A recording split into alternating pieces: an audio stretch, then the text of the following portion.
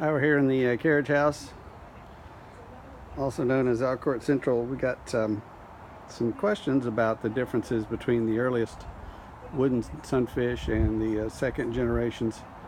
This is first generation. This is 1953 Zip. She's built as number 13 out of 20 pre-production boats made for family and friends.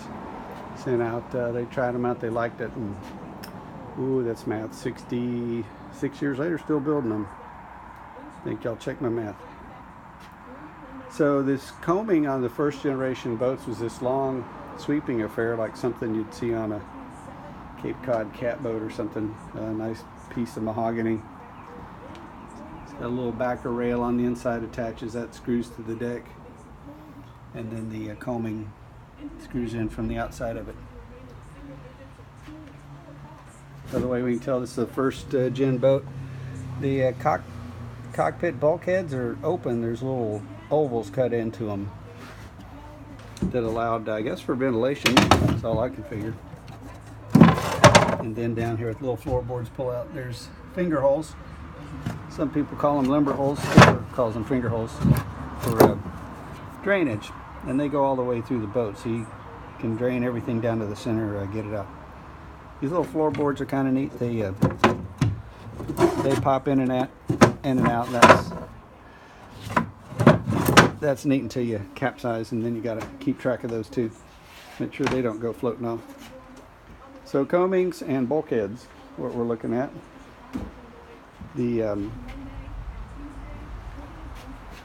rudders. Now that blade there, you can see most of it's kind of the second generation spoon tip blade. First generation was a little elephant ear affair. We'll throw that in.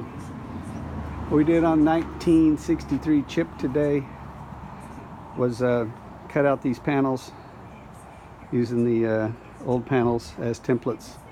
There was a question whether it was a kit boat or a factory boat. Well, there's no markings on any of the frames that you see in the kits. The kits had markings for deck and bow and keel to show people, and also frame number 1 through 8 to let people know how to set it up.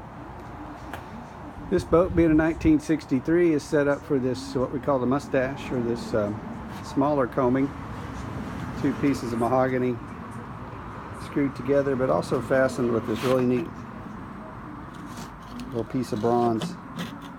Screws into the deck as the angles cut onto it, and that holds up in the center part here.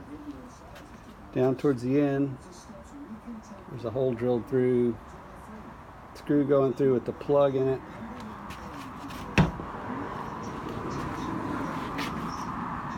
There's the old screw coming out the bottom, and that went to a backer block underneath the inside of the hole. So there's the backer block inside the hole. Its only purpose in life is to be a good place to screw that coaming into.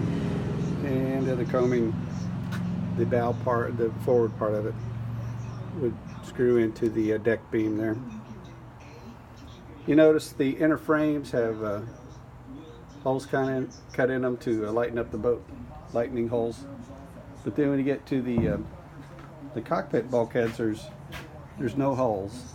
So this would be what we call a second gen boat, with the first gen being the pre-production boats like Zip, and the first production boat, Sunfish 1, that's at the Lake Champlain Maritime Museum.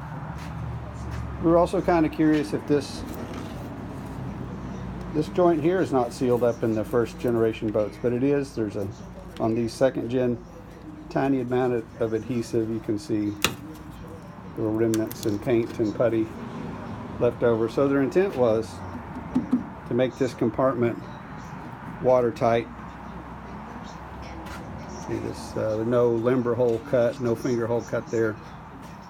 And further evidence that they intended on this being watertight is back in here.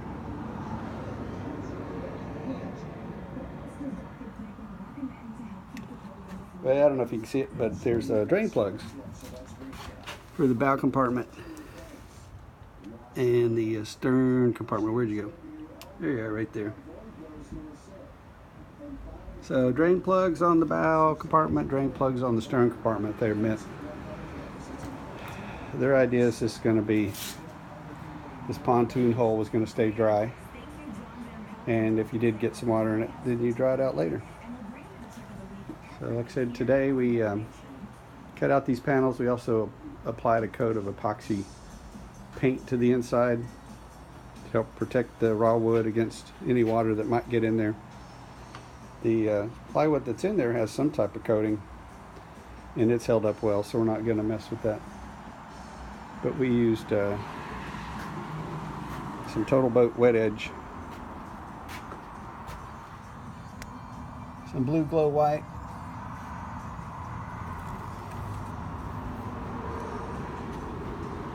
a little bit of a can that we had left over from working on the Super Sailfish. So that's what's going on today. We'll walk you over here and take one look. See, there's the, now that's the 3rd generation rudder with a little sweep on the end. Comes to a point that you see on the 1970, 71 boats. And actually this one has the reinforced gudgeon on the top of it that we saw for about 1 year, around 1970, 71ish.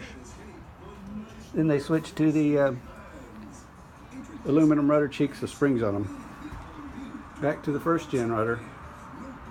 There's one right there called the elephant ear, and this is smallest rudder we've seen.